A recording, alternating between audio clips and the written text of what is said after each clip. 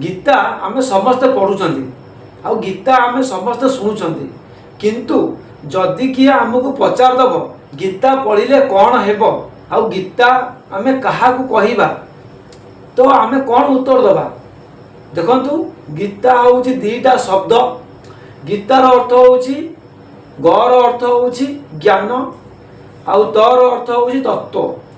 Guitar अर्थ होउची ज्ञान तत्व। समस्त ज्ञानर भंडार होउची गीता। आ गीता यदि आमको किए पचारिबो गीता पढ़िले कौन हेब गीता आमको सब शिक्षा दिए मनीष जीवन केमिति नीतिदिनिया चर्चा नीतिदिनिया व्यवहार कार्य। आ जो माने गीता पढ़ुना बा शुणुना एବେका समय देखंतु लोक माने सोईबार टाइम तामु जना नाही उठिबार टाइम जना नाही कौन खाइबे जना नाही केमिति लोकों से व्यवहार करिवे जना नाही। जदि आमे प्रत्येक दिन गीता पढ़िबा तो आमे से सब जानि परिबा केतबेले हमर खाइबा दरकार केतबेले हमर सोईबा दरकार केतबेले उठिबा दरकार आ कौन आमे खाइबा कौन न खाइबा। गीता होउची हमर जीवन तत्व। समस्त ज्ञानर भंडार होउची गीता। तेणुक गीता सबुदिन समस्त को पढ़िया निहाती आवश्यक। नमस्कार जय जगन्नाथ शुभ सकाल समस्त को। वर्तमान मु आपण सामने गीता ज्ञान आरंभ करी। आज मो पाखे अच्छी गीता ज्ञानर 23 नंबर श्लोक द्वितीय अध्याय। तो मु आपण सामने 23 नंबर श्लोक पढ़ी। देखिबा आज कौन आमर 23 नंबर श्लोक रे अच्छी। गुरुर्ब्रह्मा गुरुर्विष्णु गुरुर्देव महेश्वर गुरु साक्षात् परम ब्रह्म तस्मै श्री गुरवे नमः। ओम गुरुदेवाय नमः। देखंतु आज्ञा वर्तमान मु गीता ज्ञानर 23 नंबर श्लोक आपन को सुनेबी। आत्मा आत्मा विषय आमे टिके पढ़िथिले। तो आत्मा हेउची कौन अमर आत्मा हेउची अजर। आत्मा को कहीं काटी पारेनी आत्मा को कहीं भी नष्ट करि पारेनी।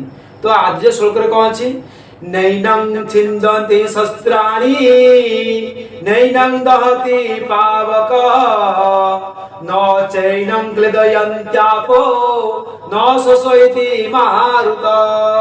देखंतु तार माने होउची नैनं छिन्दन्ति शस्त्राणि अर्थ बुझंतु आत्मा को कौन शस्त्र काटी पारिबो नाही।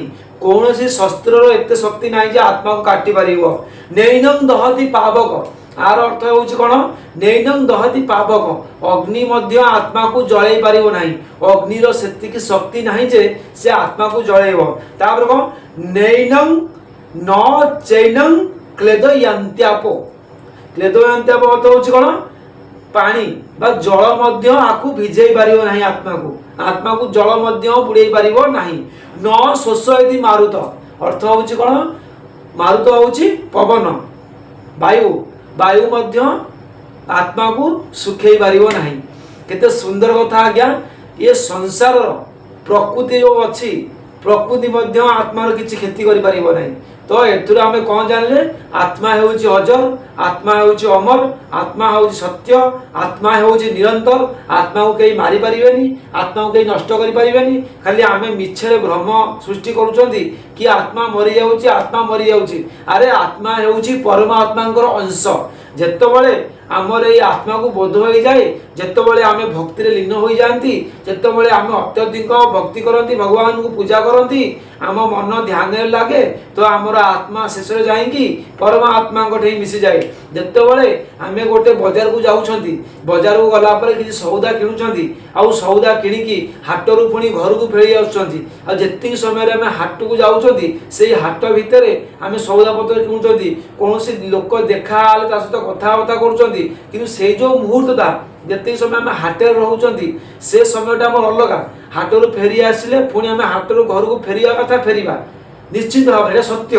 आ हाटरू आसला पर आम घरे निज घरे आसी पहुँचुंती से भाया जिते बड़े आम जन्म होती आमर आत्मा परमात्मा ठारू आसिक ये बुलायापी आसी मन गोटे हाट करने आसते आम हाट सौदा सरीज आमर यही आत्मा पुणी परमात्मा पाक फेरीज आमर प्रकृत घर हूँ परमात्मा पाखे आम ये खाली ना को बुलायापी आसती तेणुक आत्मा आउ परमात्मा विषय बुझंतु आज्ञा आत्मा कौन परमात्मा कौन ए विषय जो बुझीज सी जीवन रु तरीज।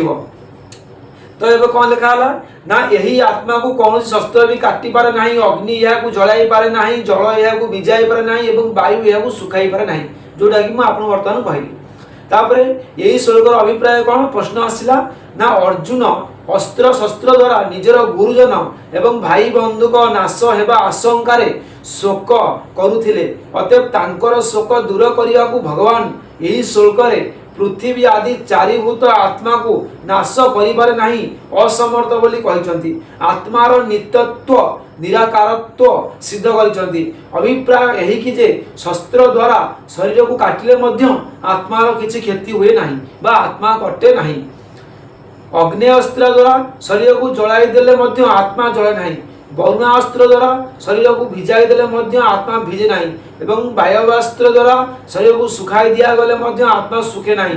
शरीर अनित्य साकार वस्तुर आत्मा नित्य और निराकार अतएव पृथ्वी तत्व निर्मित कौन भी अस्त्र शस्त्र आदि द्वारा बा वायु अग्नि एवं जल द्वारा यह नाश कर देखु समस्ते मन रखु समस्ते हूँ आम अमर आम आपण मैंने अमर मु भी अमर ये चराचर जगत में आम समस्ते होती अमर कहीं ना ये शरीर हूँ गोटे पुराणार वस्त्र भली जमी आम पुराणा वस्त्र फोपाड़ी आम नुआ वस्त्र पिंधुंट आम मन कौन दुख हो सुख होमें सुख अनुभव कर खुशी अनुभव कर आज मोर नुआ ड्रेस आसी मु नुआ ड्रेस पिंधि से भाई आज्ञा ये आत्मा जिते शरीर छाड़ी नुआ शरीर को धारण कर आम खुशी हवा कथा दुख करने कथा नुहे तेणुक देखु आम समस्त अमर आमको कहीं मारी पारे आमको कहीं हर पारे तो आम कहीं मन दुख करवा। तो भगवान श्रीकृष्ण से कथा अर्जुन को बुझाऊँ रे अर्जुन तोर आत्मा हूँ सत्य तोर आत्मा हूँ निरंतर तो आत्मा हूँ अमर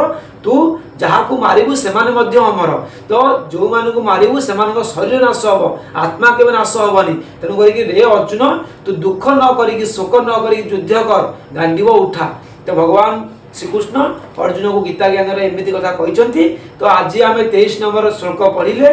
तो बर्तमान मो पाखे एवं अच्छी 24 नंबर श्लोक द्वितीय अध्याय 24 नंबर श्लोक मुझे काली आपको शुणेबी। आज मत बर्तमान समय इशारा गलानी मुझे आपण पाखु विदाय नौ पुणी देखा काली सकाळे गीता ज्ञान द्वितीय अध्याय 24 नंबर श्लोक सहित रही आज्ञा। जय जगन्नाथ हर हर महादेव जय श्रीकृष्ण।